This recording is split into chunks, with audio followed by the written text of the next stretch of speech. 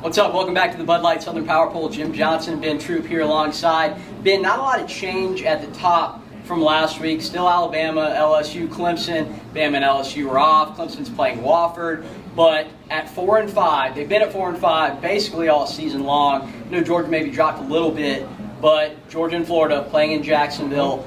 Florida getting healthy at the right time. Obviously, getting a couple guys back. Zuniga, I think Kadarius Toney's supposed to be back. But the biggest one is John Grenard. And I was looking at this earlier. Before Grenard got hurt, and I'm not counting the LSU game because he didn't play very much, Florida had only given up like a high of 3.5 yards per carry all season. Then with Grenard out against LSU, 9 yards a carry, 5 yards per carry against South Carolina. How big is he going to be against this Georgia rushing attack? He's going to be huge. I mean, you talk about a guy that came over from Louisville. People didn't know how good he was going to be. Been the best player, on the field most of the time when he's out there. You look at his absence, not getting the type of push we want to get up front, not getting the sack totals we're going to get up front. But what I like the most about John Grenard, you know what he can do as a pass rusher. He can also stop the run. He's a guy that can definitely change the course of a game. Having him back on Saturday is definitely going to dictate, what Georgia can and can't do on offense. We'll see. But come Saturday, should be a big-time matchup, big-time impact by a guy like John Grenard. And he is going to face his toughest challenge yet because even though, you look at the LSU game, you're like, okay, well, that's LSU. Well, that's the most yards per carry that LSU's had all season by a wide margin. Before that, they had basically been 3, 4, maybe 5 yards per game. I think they only crossed 5 yards per game against Vanderbilt. So that was not a great showing from the rush defense. And this Georgia offensive line, I've seen some folks saying they've been a disappointment or underachieved. I don't get that at all. They've been the best offensive line in the country, and I don't think it's that close. First in line yards per carry, second in percentage of 5+ yard carries, fourth in stops allowed out or behind line of scrimmage, fifth in sack rate. It doesn't get much better than that. The thing about this Georgia offensive line is kind of like last year with Clemson's defensive line. Could they really live up to the billing? No matter what they do, they're going to be judged off what they didn't do. Oh, they're going to talk about the fact that if they so good, why was it 0-0 against Kentucky in the first half? Well, it was 21-0 at the end of the game. I mean, DeAndre Swift, 170-some yards on, I think, like 21 carries. When you look at this Georgia team, they built to run the football. They just mash guys. But people are going to go back to the South Carolina game. Whenever Jake Fromm throws the ball, I think 30 times or more, that doesn't bode well for a Georgia offense that's built to go out there and mash guys with big offensive linemen. But yeah, I don't like this kind of disrespect going into the Florida game because Andrew Thomas got a chance to meet him at SC Media Days. I ain't want to make him mad or nothing. I said, look, big fella, we just gonna go out and have some fun. That's either gonna bode well for Georgia, a team that plays bully football, and come Saturday, man, having Grenard back, having Zuniga back, that might be a good thing for us, but a bad thing for them because Andrew Thomas, man, he don't talk a lot, but he do a whole lot. And on the flip side, I mean, you and I have talked about this some. I know you don't fully agree with me that they should totally abandon the run, Florida.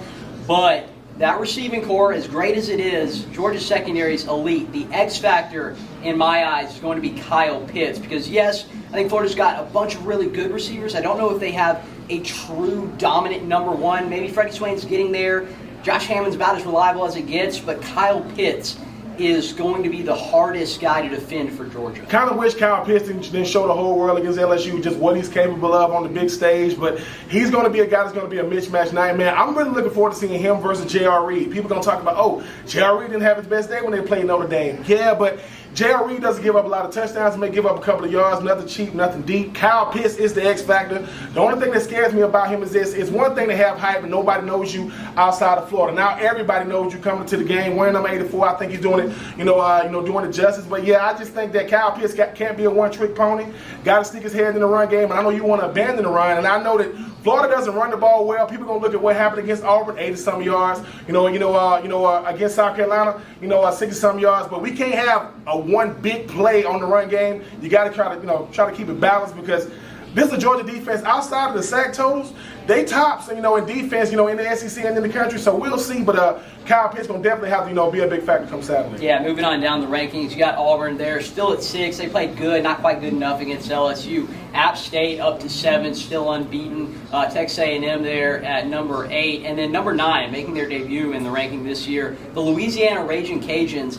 Their only losses are Mississippi State in the opener. And I'll be honest, if they play Mississippi State again, based on what we've seen from that team recently, I would pick Louisiana to beat them if they got another shot at them. And then App State only lost by 10, and that was a weird game. We thought that it would be a shootout, but both defensive coordinators had 10, 11 days to prepare because they played that game on a Wednesday, and it was really a defensive showdown. But by all accounts, or if you're projecting out, That's going to be a rematch in the Sun Belt title again.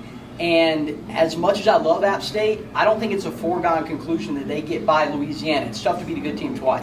The thing about Louisiana, man, I mean, they got revenge on their mind. You look at what App State kind of had their way with them last year. Louisiana's team that doesn't get talked about enough, because when you got App State in your conference, even though y'all on different sides of the conference, it's going to be App. Louisiana plays big boy football, both sides of the ball, as well as special teams.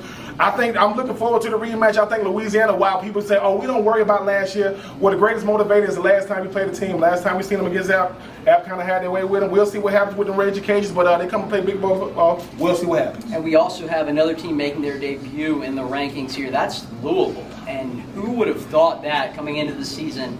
Scott Satterfield has done a remarkable job with that program, even if they don't win another game. Now, I think they will. They're one game out from bowl eligibility. That, to me, is a lock. They've got at Miami, at NC State, hosting Syracuse, and then they're going to go to Kentucky to wrap things up. I think 2-2 there is very manageable. 3-1 is absolutely possible, and it wouldn't be stunning if they won out. And ultimately, with Wake Forest, now Wake Forest only has the one loss in the ACC play right now. That is to Louisville, but Wake hasn't played Clemson yet.